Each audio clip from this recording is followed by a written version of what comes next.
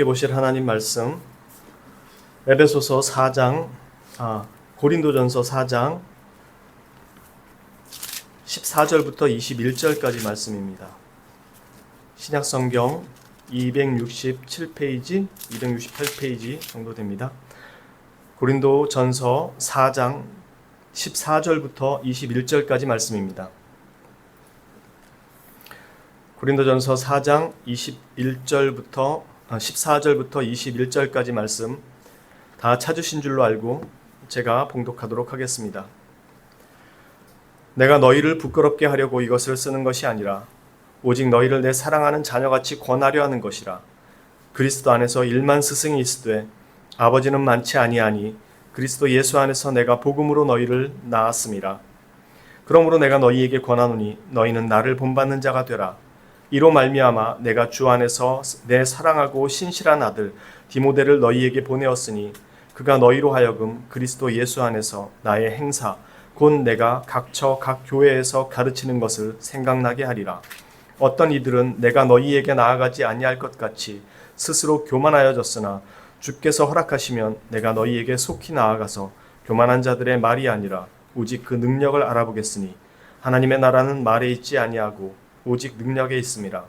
너희가 무엇을 원하느냐? 내가 매를 가지고 너희에게 나아가랴. 사랑과 온유한 마음으로 나아가랴. 아멘. 바울이 고린도 교인들의 문제에 대해서 지금 책망을 하고 있는데요. 그것은 단지 그들의 교만과 무지에 대한 그 분노, 그런 것에 대한 그 책망이 아닙니다. 지금 보는 것처럼 내가 복음으로써 너희를 낳았다라고 하는 말처럼 그 아버지의 심정으로 고린도 교회의 문제를 지금 바로잡기를 원하는 것입니다. 부모가 때로는 엄하게 굴지만 그 엄하게 구는 이유는 다 자녀들을 바로 성장시키도록 하기 위함이죠. 이처럼 바울 사도는 고린도 교인들을 향해서 따끔하고 엄한 책망을 하지만 그 책망이 분노에 찬 그런 책망이 아니라 자기 자녀들을 양육하듯이 복음으로써 낳은 이 사람들이 실족하지 않도록 하기 위해서 그런 마음에 스승의 입장이 아닌 아비의 마음으로 지금 책망을 하고 있습니다. 그게 어떤 거냐면 문맥 전체를 통해서 보게 되면 어떠한 문맥 속에서 나오는 거냐면 게바파, 아볼로파, 바울파, 그리스도파라는 속에서 나온 내용이에요. 바울파, 아볼로파, 게바파처럼 나누어져 있는 그 상황에서 하는 말이기 때문에 어떤 의미에서의 내용이 그 안에 담겨 있냐면 사역자, 1차적으로 하나님의 말씀을 맡은 사역자로서의 내 본이 어떠한 본인지를 너희들은 올바로 봐라. 이 말을 지금 먼저 하고 있는 거예요. 그러니까 아볼로파, 게바파 이렇게 나눠져 있는 사람들한테 진짜 사역자의 모습이 무엇인지를 너희는 나를 보고 본받는 자가 되라 라는 게 1차적인 의미로 담겨져 있는 거예요. 그리고 2차적인 의미로 일반 성도들에게 똑같이 너희는 나를 본받는 자가 되라. 왜냐하면 사역자가 행하는 충성스러운 모습들이 성도라고 아닌 게 아니잖아요. 바울 사도가 나를 본받는 자가 되라고 했을 때 아까 그 말씀은 1차적으로 사역자에 대한 내용을 얘기했다고 했잖아요. 그러니까 즉 종의 자리, 사도의 직분을 수행하는 자로서의 본을 잘 보고 따르는 것이었습니다. 이게 어떤 의미를 가지는지 고린도의 교인들에게 바울 사도가 얘기하고자 했던 것이 무엇인지 한번 살펴보고자 합니다. 이 내용을 위해서 저희 고린도 후서로 한번 잠깐 가볼게요. 고린도 후서 11장입니다. 고린도 후서 저 멀리 가실 필요 없이 고린도 전서 뒤에 있습니다. 298장 저희 보도록 하겠습니다. 고린도 후서 11장입니다. 298페이지 16절부터 보겠습니다. 지금 바울 사도가 여기 쓰는 내용은 뭐냐면 어떤 유대에서 온 거짓 선지자들이, 거짓 교사들이 바울 사도는 진짜 사도가 아니다라는 식으로 바울 사도를 폄훼하고 비난하는 것들에 대해서 바울 사도가 자신의 사도직을 변론하는 내용 중에 나오는 겁니다. 16절부터 보겠습니다. 내가 다시 말하노니 누구든지 나를 어리석은 자로 여기지 말라. 만일 그러하더라도 내가 조금 자랑할 수 있도록 어리석은 자로 받으라. 내가 말하는 것은 주를 따라 하는 말이 아니요 오직 어리석은 자와 같이 기탄 없이 자랑하노라. 여러 사람이 육신을 따라 자랑하노니 나도 자랑하겠노라. 너희는 지혜로운 자로서 어리석은 자들을 기쁘게 용납하는구나. 누가 너희를 종으로 삼거나 잡아먹거나 빼앗거나 스스로 높이거나 뺨을 칠지라도 너희가 용납하는도다. 나는 우리가 약한 것 같이 욕되게 말하노라. 그러나 누가 무슨 일에 담대하면 어리석은 말이나마 나도 담대하리라. 그들이 히브리인이냐 나도 그러하며 그들이 이스라엘인이냐 나도 그러하며 그들이 아브라함의 후손이냐 나도 그러하며 그들이 그리스도의 일꾼이냐 정신없는 말을 하거니와 나는 더욱 그러하도다. 내가 수고를 넘치도록 하고 옥에 갇히기도 더 많이 하고 매도 수없이 맞고 여러 번 죽을 뻔하였으니 유대인들에게 40에서 하나 감한매를 5번 맞았으며 3번 태장으로 맞고 1번 돌로 맞고 3번 파선하고 일주야를 깊은 바다에서 지냈으며 여러 번 여행하면서 강의 위험과 강도의 위험과 동족의 위험과 이방인의 위험과 시내의 위험과 광야의 위험과 바다의 위험과 거짓 형제 중의 위험을 당하고 또 수고하며 애쓰고 여러 번 자지 못하고 줄이며 목마르고 여러 번 굶고 춥고 헐벗었노라. 이 외의 일은 고사하고 아직도 날마다 내 속에 눌리는 일이 있으니 곧 모든 교회를 위하여 염려하는 것이라. 누가 약하면 내가 약하지 아니하며 누가 실족하게 되면 내가 애타지 아니하더냐. 내가 부득불 자랑할진대 내가 약한 것을 자랑하리라. 주 예수의 아버지 영원히 찬송할 하나님이 내가 거짓말 아니하는 것을 아시느니라. 다메섹에서 아레다 왕의 고관이 나를 잡으려고 다메섹 성을 지켰으나 나는 광주리를 타고 들창문으로 성벽을 내려가 그 손에서 벗어났노라. 아멘. 지금 바울 사도가 자신의 사도직을 비난하는 사람들에 대해서 그 비난하는 사람들의 말을 듣고 고린도 교인들이 흔들리는 거에 대해서 자신의 사도직을 변론하면서 쓴 얘기거든요. 이 유대에서 온 사람들이 자랑했던 건 자신들은 유대에서 파송됐다라는 거예요. 그러니까 자신들은 뒷 배경이 분명하고 또 남들로부터 다 인정받는 사람이다. 우리가 진짜인데 바울 사도는 뭐가 그런 게 있냐? 예수 그리스도를 직접 본 적이 있냐? 만난 적이 있냐? 바울 사도가 생기길 잘생겼냐? 아니면 뭐 말을 잘하냐?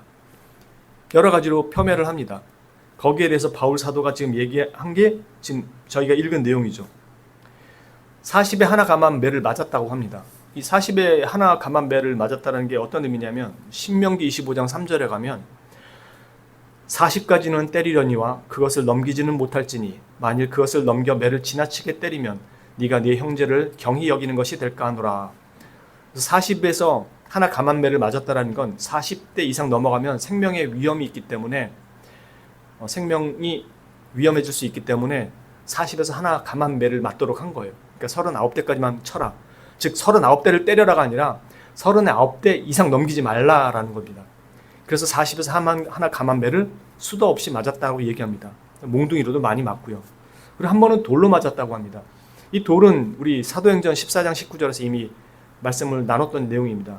유대인들이 안디옥과 이고니온에서 와서 무리를 설득하여 돌로 바울을 쳐서 죽은 줄 알고 성 밖에 끌어내치니라. 이 내용들이거든요. 재밌죠? 바울이 이 일을 다 기억하고 있어요. 여러분 사도면 털털 탁 털고 그 정도쯤이야. 이래야 되는데 지금 뭐라고 되어 있냐면요. 40에서 감한매를 5번 맞았으며 다 기억해요. 3번 태장으로 맞고 1번 돌로 맞고 3번 파선하고 일주일 동안 깊은 바다에서 둥둥 떠서 지냈다고. 강의 위험, 강도의 위험, 동족한테 당한 위험 원한처럼 다 기억하고 있어요. 무슨 의미일까요? 죽을 만큼 힘들었다는 겁니다. 잊지 못할 트라우마처럼 자신한테 깊게 남겨져 있다는 거예요. 이걸 자랑한다는 게 무슨 말인지 이해가 되십니까? 우리는 바울 사도 정도 되면 하나님께서 바울 사도를 기가 막히게 보호하시고 기가 막히게 놀라운 능력 가운데 사용하실 거라고 생각을 하거든요. 근데 바울 사도는 이 매 맞은 게 죽을 만큼 고통스러워서 하나도 잊지 않고 기억하고 있다고 지금 얘기를 하는 거예요. 즉 자신의 그 연약함과 그 정말 나약함, 이 약함이 자신에게 자랑이 된다고요. 그러니까 내가 자랑한다고 하는 이 자랑이 남들이 생각하는 그 기대와 같은 사도로서의 그 정말 슈퍼맨 같은 그런 모습들, 하나님의 천사들이 막 옆에 빙 둘러가지고 나쁜 사람들이 근접도 못하게 하는 그런 어떤 보호하심 속에 딱 하는, 그래서 내가 진짜 사도답지 라고 하는 것으로 자신의 사도직을 자랑하고 있지 않다고요. 변론을 그렇게 하고 있지 않다고요. 나 죽을 뻔한 적이 너무 많았다. 근데 이것들에 대해서, 그러니까 나는 이만큼 개고생했어. 이게 진짜 사도다운 모습 아니야? 이걸 지금 얘기하고 있는 게 아니라고요. 지금 바울 사도가 얘기하는 건. 우리는 그것도 자랑거리가 되잖아요. 나 이만큼 고생했어. 그래서 어디 가서 얘기할 때 자기가 잘한 거, 하나님께서 자기와 함께 한 어떤 막 그 특별한 일들, 아니면 자기가 개고생한 얘기, 그래서 뭔가 잘된 거, 뭐 하나 번듯하게 세워놓고 나온 거, 이게 자기 자랑거리가 되잖아요. 자기가 사도직, 자기가 무슨 사역자인 게 이런 것들로 증거되는, 전부 다 그렇게 얘기를 하잖아요. 바울 사도는 자기가 죽을 만큼 고생한 거, 이게 내가 진짜 사도다운 거 아니겠냐, 이렇게 얘기하고 있는 게 아니라고요. 지금 내가 사도임에도 이런 일을 수도 없이 당했다. 나는 그만큼 나약한 사람이다. 이걸 지금 사도 직분의 자랑거리로 얘기한다고요. 그래서 앞에 쭉 이야기한 다음에 무슨 얘기하냐면 28절에 이외의 일은 고사하고, 즉 앞에 일은 별것도 아니었다. 이것들은 다 빼고 아직도 날마다 내 속에 눌리는 일, 정말 나를 힘들게 하고 정말로 고통스럽게 하는 게 있는데 모든 교회를 위한 염려다. 이게 나의 정말로 가장 힘든 일이다. 누가 약하면 내가 약하지 아니하고 누가 실족하게 되면 내가 애타지 않겠느냐. 이게 앞에 일은 아무것도 아니었다라는 거라고요. 그러니까 자기는 그 개고생한 게 나의 사도직의 직분이다, 이렇게 얘기를 하지 않고 한 명 한 명 이 성도, 내가 복음으로서 나왔던 그 사람들이 실족하게 될까 봐 나는 그게 가장 내게 두려웠었다. 자신의 이 연약함이 오히려 그들에게 자랑이 된다라고 얘기하는 겁니다. 그래서 지금 내가 이렇게 죽을 만큼 고생해서 한 내용 다음에 나에게서 정말 힘들었던 건 성도들을 향한 그 점이었다. 이러면서 생뚱맞게 어떤 신학자들은 이 뒷부분은 편집돼서 끼어들어갔다라고 얘기하는 사람들도 있어요. 왜냐하면 너무 생뚱맞은 얘기가 나오거든요. 뭐가 나오냐면 내가 약한 걸 자랑할 거다. 그게 뭐냐면 내가 다메섹에서 아레다 왕의 고관이 나를 잡으려고 했었을 때 내가 다메섹 성을 빠져나오게 어떻게 빠져나왔냐면 다른 사람들이 광주리에 끈을 매달아 가지고 성벽문 밖으로 이렇게 내려줬다. 그 영화 라푼젤인가요? 거기 보면 머리 이렇게 길게 성문문 밖으로 해가지고 뭐 늘어뜨려서 타고 내려오든가 타고 올라오는 내용 있죠. 바울 사도가 그렇게 했다고요. 도망가기를 하나님께서 구름을 딱 불러줘가지고 구름 타고 도망간 게 아니고 천사들이 데리고 도망간 게 아니고, 한마디로 쪽팔리게, 이런 말 써서 죄송한데 쪽팔리게 다른 사람들이 광주리에 끈 매달아줘가지고 몰래 뒷문으로 겨우겨우 도망쳐서 살아나왔다. 나는 이걸 자랑한다. 지금 그 얘기를 하고 있는 거라고요. 그러니까 앞에 있는 일들은 다 고사하고 내가 정말 내 마음속에 어려웠던 건 성도들을 향한 나의 간절한 마음이었다. 그래서 내가 자랑할 거는 내가 광주리에 타고 겨우 도망했던 그 사건밖에 자랑할 게 없다. 나의 자랑은 그거밖에 없다. 나의 연약함밖에. 왜? 바울 사도가 얘기하는 것 겁니다. 그런 나를 데리고 하나님은 일을 하셨고 너희들이 보는 지금 이 놀라운 일들이 일어났다. 즉 너희들이 나를 그렇게 하찮은 사람으로 봤는지 모르겠지만 그런 하찮은 나를 통해서 하나님이 일을 하셨다. 놀라운 일을. 너희들이 이걸 부정할 거냐? 그 내가 한 거냐? 주님이 하신 거 아니냐? 너희가 그걸 봤다면 이것이 내가 하나님께로부터 보내심 받은 사람이라는 증거 아니냐? 그러니까 자신의 특별함과 탁월함을 자랑하는 것이 아니라 자신이 한없이 부족하고 연약해도 자신을 들어서 놀라운 일을 행하신 하나님을 온전하게 드러내는 거예요. 그래서 자기는 쪽팔리지만 나는 광주리 타고 도망갔다. 나 그 정도밖에 안 되는 사도다. 그런데 그런 나를 통해서 하나님이 일을 하셨다라는 이 증거는 사라지지 않는다. 그것마저 너희가 부인할 거냐? 저도 똑같아요. 지난주에도 말씀드렸지만 몸무게만큼이나 입 가볍고 행동 가벼운 저도 약속한 거 잘 못 지키는, 부끄럽거든요. 근데 제가 다른 목사님들을 전도사 때 진짜 많이 비난했어요. 와, 설교 저렇게밖에 못하나? 저렇게 베껴서 하나? 참 답답하다. 근데 시간이 지나면서 그분들을 통해서도 일을 하시는 하나님을 나중에 비로소 볼 수 있게 되더라고요. 제가 우리 어머님 교회에 잠깐 출석한 적이 있었어요. 이제 신학교 가기 전에. 그때 그 목사님 설교가 제게는 안 들어왔어요. 왜냐하면 탁월한 목사님들 설교를 늘 유튜브나 교회에 가서 들었기 때문에, 쉽게 말해서 말씀을 찾아다니는 막 그런 사람들이었죠. 그래서 그 목사님 말씀이 잘 안 들어왔어요. 그래서 새벽 예배에 가가지고 어머니랑 같이 기도를 하다가 몸이 피곤해가지고 순간 잠깐 졸았어요. 코를 골았는지 안 골았는지 저는 모르겠는데 얼핏 정신을 차려보니까 대부분 나가신 것 같더라고요. 근데 저 강대상 앞에 이렇게 이 의자를 향해서 바라보면서 무릎 꿇고 기도하시는 분이 계시더라고요. 어두워서 잘 안 보였는데 자세히 보니까 담임 목사님이신 거예요. 그때 하나님께서 제 마음속에 주신 게, 너는 저 목사가 설교를 못한다고 생각하냐? 근데 저 목사는 지금 자신의 성도들을 위해서 기도하고 있다. 그 말씀을 여기 이렇게 깊게 주시는 거예요. 그때 진짜 많이 회개했거든요. 나름 신학책 진짜 많이 보고, 주석들 진짜 남들 안 보는 거 다 보고, 뭔가 좀 안다고. 그때 제가 신학교 한 1학년인가 2학년 좀 됐었던 때네요. 그 오만한 제가 그분이 그 하시는 모습을 보고 하나님께서 이렇게 마음에 주시는 마음에 완전히 제가 그때 진짜 많이 회개했거든요. 하나님은 사람을 들어쓰실 때 그 사람의 탁월함을 사용하지 않으세요. 바꿔 말하면 우리가 이 교회에 얼마나 효용성 있는 사람인가, 유용한 사람인가로 하나님은 우리를 판단하지 않으세요.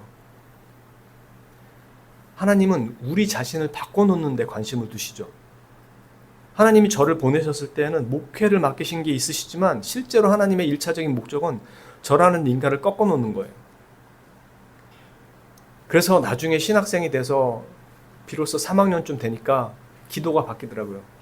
저의 부끄러움을 다 드러내시고 저의 무릎을 부러뜨려서라도 하나님 앞에 무릎 꿇게 해주십시오. 그게 내가 살아나는 길이라는 걸 비로소 알게 되니까. 그렇게 하나님은 우리 자신을 바꿔놓는 일을 하시고, 그런 바꿔놓는 일 속에 하나님의 영광을 드러내시는 거예요. 어떻게? 잘나서가 아니라 참 저런 사람도 데리고 하시는구나, 저런 사람도 살려내시는구나 가 하나님께서 하시는 역사거든요. 지금 바울 사도가 보여주고 있는 것들이 그거죠. 저 육체를 자랑하는 사람들은 자신이 그것들로 교사라고, 진짜 교사라고, 진짜 파송받은 사람이라고 자랑하는지 모르지만 자신은 그게 아니라는 것을 지금 얘기하고 있는 거거든요. 이건 일반 성도님들에게도 동일하게 해당되는 거겠죠.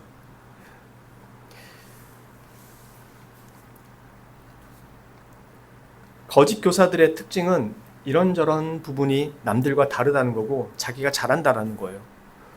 그런데 진짜 하나님의 사역자는 바울 사도와 같이 자신이 낮아지고 그 가운데 하나님의 영광을 드러내는 거죠.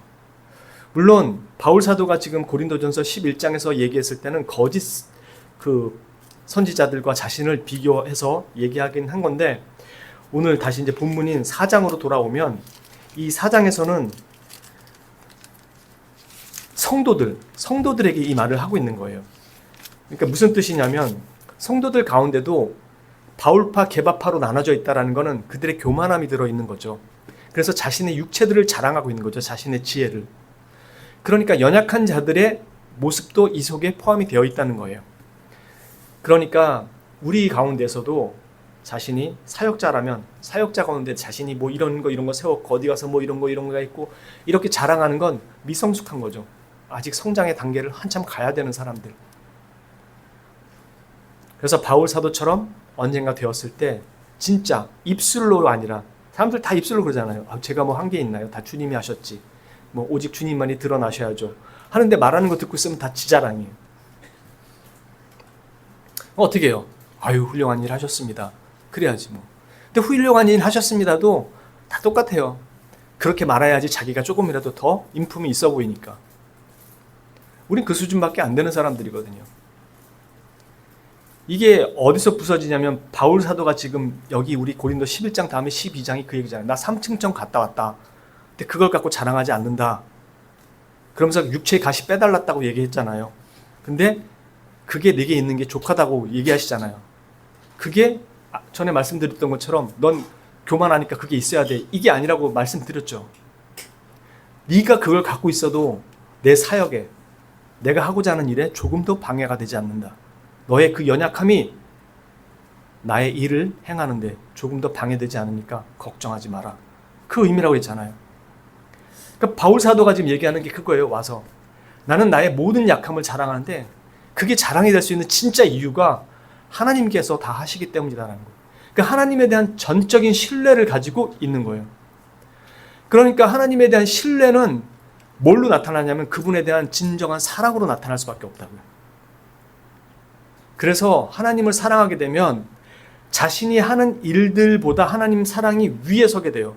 근데 여전히 우리의 마음은 자신의 그 어떠함들이 인정받거나 드러나거나 다른 사람들로부터 확인이 돼야 되기 때문에 하나님을 사랑한다고 하면서도 자신이 한 일들이 하나님 사랑보다 먼저 순위에 올라가요. 그래서 하나님을 사랑합니다라고 하면서 하는 모든 일들이 남들 앞에서는 지금 여기 있는 사람들처럼 팔을 나누듯이 자신을 자랑하는 것으로 드러나게 돼요. 그래서 나는 이거 했어요. 나는 저거 했어요. 근데 표현 그렇게 안 하죠. 그건 대놓고 교만하다는 소리를 듣는 거니까. 어떻게 해요? 내가 가서 이거 할 때 하나님이 도와주셔가지고 이게 됐어요. 세상에 저게 됐어요. 다 포장되어 있죠. 그래서 자기는 이것도 한 사람이고 저것도 해본 사람이에요. 안 해본 게 없어요. 자신이 가는 곳에 늘 하나님이 함께 하셔. 제가 전에도 말씀드렸지만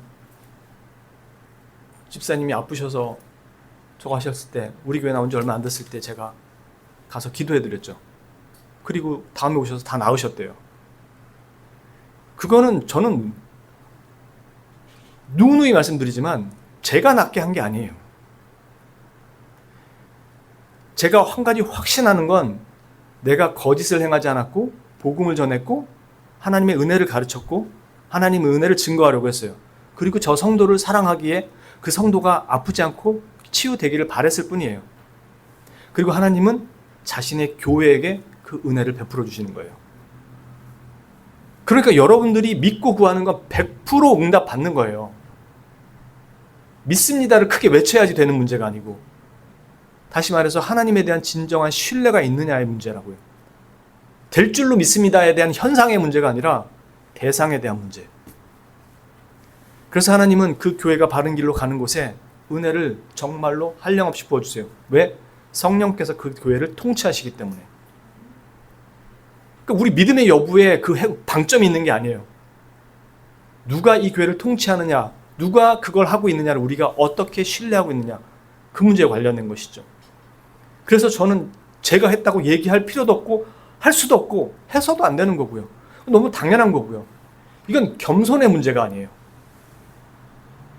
너무나 당연한 하나님께서 하신 일이기 때문에. 그러니까 충성한다, 신실한다, 사역자들뿐만 아니라 성도들 역시도 똑같이 하나님 앞에 섰을 땐 주님께서 하시는 것이 맞습니다라는 전적인 신뢰를 가지고 가는 거예요.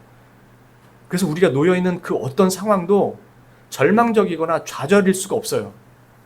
주님이 두신 자리이기 때문에. 우리는 그 자리에서 우리가 무엇을 잘못했는지를 확인해야 되는 거고, 우리가 갈 바가 무엇인지를 찾아봐야 되는 거고, 하나님의 뜻이 무엇인지를 구해야 되는 거지, 그 환경 자체를 다 뜯어 고치는 것이 우리의 궁극적인 목적은 아니에요. 물론 힘들고 어려운 상황에서 하나님이 도우시고 이 상황을 바꿔주시기를 기도할 수 있죠. 그건 우리에게 주어진 특권이니까. 제가 말하는 것은 그걸 구하지 말라는 게 아니라 그 자리가 왜 왔는지를 먼저 생각해야죠. 나의 욕심, 나의 죄, 여러 가지 이유로 그런 상황 속으로 몰려있을 수도 있는 거니까 이게 왜 왔는지를 먼저 생각해 봐야 되는 거죠. 그래서 나의 잘못이 없었는지, 내가 죄 지은 건 없었는지, 하나님 앞에 범죄한 무엇이 있었는지, 되돌아보고 없었다면 하나님께 은혜를 구하고 뜻을 구하고 갈 길을 구하는 거죠. 그것들이 우리 안에서 실제적으로 일어나야지 참된 신뢰의 자리로 나가기 시작하는 거죠. 지금 바울 사도가 얘기하는 건 그겁니다. 결국 하나님에 대한 신뢰의 자리에 정말로 얼마나 서느냐가 너희가 얼마나 충성된 자로 변하게 될 거냐를 가늠하게 된다는 겁니다. 즉 하나님에 대한 신뢰가 없는 충성은요, 보상을 요구할 수밖에 없어요. 하나님에 대한 신뢰 없이 행했으니까 수고한 것에 대한 가치를, 대가를 요구할 수밖에 없죠. 물론 하나님은 그거 주세요. 아이들이 엄마한테 용돈 타내고 뭐 타내려고 공부 열심히 하고 일 열심히 하는 거 뻔하잖아요. 똑같이 하나님은 다 응답해 주시죠. 아직 어리니까. 그러나 그 단계에서 한 걸음씩 더 성숙해져 가는 거죠. 우리는 어떤 면에서는 바울 사도의 그 능력을 본받고 싶어 하지만 바울 사도는 그 자신의 연약함을 자랑한 그것을 본받으라고 말합니다. 아까도 말씀드린 것처럼 이건 신뢰에 대한 것을 바울 사도가 얘기한 거거든요. 자신의 연약함을 자랑한다, 이건 하나님께서 하시는 것에 대해 난 조금 더 의심이 없다라는 거거든요. 그러니까 이 사람들에게 얘기하는 나를 본받으라라는 건 단지 윤리적, 도덕적 경건의 문제만이 아니라 전적인 하나님에 대한 신뢰예요. 왜냐하면 이 신뢰가 정말로 자리 잡으면 도덕적, 윤리적인 것들도 다 바뀔 수밖에 없어요. 그래서 결국 우리가 복음을 어떻게 이해하느냐, 어떤 복음이기를 기대하고 있느냐, 복음이 나에게 무엇을 해주기를 기대하느냐와 같은 질문에 대한 대답인 셈인 것입니다.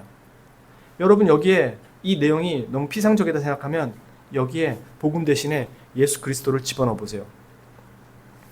우리가 예수 그리스도를 어떻게 이해하느냐, 어떤 예수 그리스도이기를 기대하느냐, 예수 그리스도가 나에게 무엇을 해주기를 기대하느냐, 그게 지금 우리의 현 신앙의 상황인 거예요.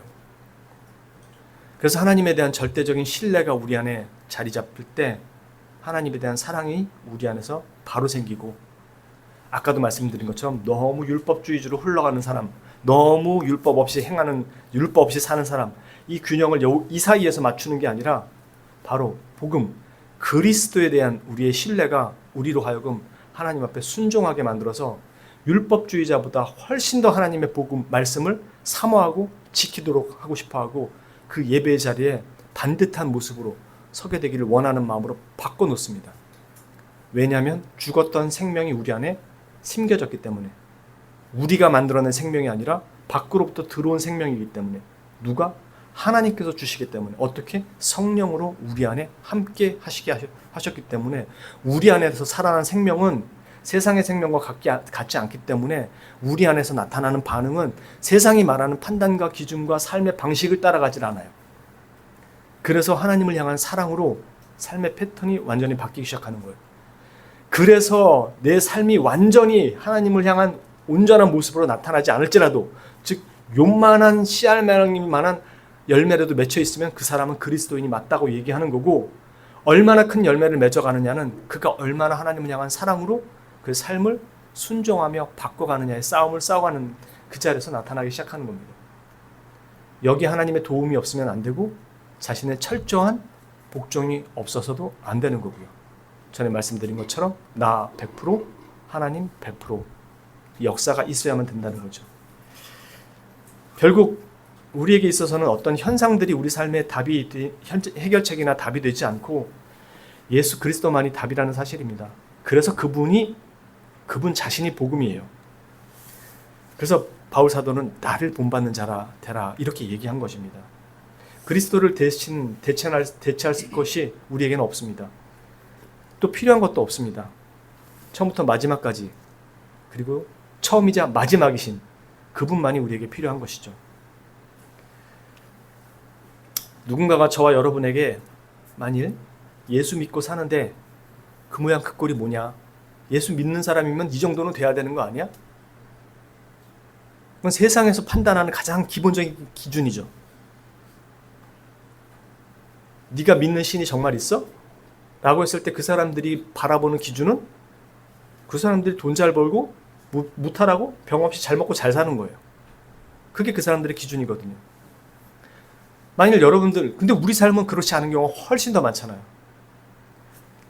만일 누군가가 저와 여러분에게 예수 믿고 사는데 왜 그 모양 그 꼴이냐고 묻는다면, 그리고 혹 누가 그렇게 물어보게 될 때 자신의 모습을 보면서 걱정스러우시다면 그 모습이 우리에게 허락된 하나님의 영광이 드러나는 자리라는 걸 믿어 의심치 마세요. 쪼들려 있고 처져 있고 이게 어떻게 하나님의 영광을 드러낼까? 조금 더 하나님의 영광이 드러나는 여러분 자신을 믿어 의심치 마세요. 하나님이 여러분을 잘라서 영광을 거기다 드러내시고 비추시는 게 아니에요. 그런 저희를 통해서 하나님의 영광을 드러내고 계신 것이지. 뭘로요? 하나님에 대한 절대적인 신뢰로. 근데 우리는 신뢰는 없고 일만 열심히 하려고 그래요. 이 얼마나 어리석냐고요. 하나님이 하시잖아요. 솔로몬도 저 들풀 가진 것보다 못 가졌다. 내가 다 줬지. 너희는 먼저 그의 나라와 그의 통치를 구해라. 그의 나라와 그의 의를 구해라. 그 말씀을 허투루 듣지 마십시오. 여러분들이 어떤 모습으로 남들 보기에 예수 믿는 사람이 아직도 뭐 월세방 전세방 뭐 남편이 뭐 했대 뭐 애가 뭐 했대 기죽거나 꺾이지 마십시오. 그 사람들은 하나님의 영광을 보고 싶어도 볼 수 없어요. 왜? 눈과 귀가 닫혀있기 때문에. 근데 여러분들은 그 사람들이 하나님의 영광을 보고 싶어하는 방식을 세상 방식으로 증거하고 싶어하는 거예요. 하나님의 영광은 깨어나야만 볼 수 있는 영광이에요. 그래서 우리는 그 영광 속에 지금 은혜롭게 잠겨 있는데 자꾸 세상 방식으로 그걸 확인하려고 하는 우리의 못된 버릇들이 자꾸 옛것으로 끌어간다는 거죠. 바울 사도의 이 모습을 잘 기억하십시오. 연약함 가운데 하나님의 영광이 드러나는 그가 나의 약함이 나는 자랑이라고 그랬고 너희는 나를 본받으라고 합니다. 그런 여러분들 안에 성령께서 함께 하시고 하나님의 영광을 드러내기를 기뻐하십니다. 그러니 우리가 할 수 있는 건 하나님을 신뢰하고 그 말씀대로 따라가는 삶이에요. 여러분이 그걸 지킬 때 하나님은 하나님의 영광을 여러분 속에 증거하실 겁니다. 예찬이 보세요. 하나님이 예찬을 어떻게 사랑하시는지를 저희가 볼 수 있잖아요. 하나님은 세상에서는 어떻게 볼지 몰라도 하나님은 전혀 다르게 보십니다. 집사님이 그러시잖아요. 자기의 너무 큰 선물이고 복이라고요. 그 세상 사람들은 그걸 복이라고 보겠습니까? 물론 자식이니까 볼 수도 있겠죠. 그러나 우리에게는 생명을 그 안에 심고 계시는 하나님을 사람들을 통해서 보거든요. 여러분들이 그걸 잊지 마시고 여러분들에게 허락된 그 시간과 자리가 하나님의 영광이 드러나는 자리라는 걸 믿어 의심치 마시고 그 자리에서 믿음으로 지켜가십시오. 하나님께서 여러분을 분명한 하나님의 백성임을 증거해 주실 것입니다. 하나님의 은혜와 인도하심이 여러분의 삶에 늘 풍성하시기를 주님의 이름으로 축원합니다. 기도합니다. 참으로 거룩하신 하나님 아버지, 우리의 미숙함과 연약함을 너무나도 잘 아시는 하나님, 우리가 하나님의 영광을 드러내기를 원하고 하나님의 사랑임을 증거하고 싶기를 원합니다. 그때마다 우리가 가지는 생각은 내가 누군가를 위해 기도하면 그 사람이 낫기를 원하고 내가 누군가를 위해 기도하면 그 사람의 일들이 잘 풀어지기를 바랍니다. 물론 이것은 우리의 진심이고 그 사람을 향한 사랑이고 또 우리의 간절한 마음이기도 합니다. 그러나 그 마음속엔 주 예수 그리스도께서 왜 십자가에 달리셨는지를 우리가 너무나도 쉽게 망각하는 우리의 못된 본성들이 자리하고 있음을 다시 보게 됩니다.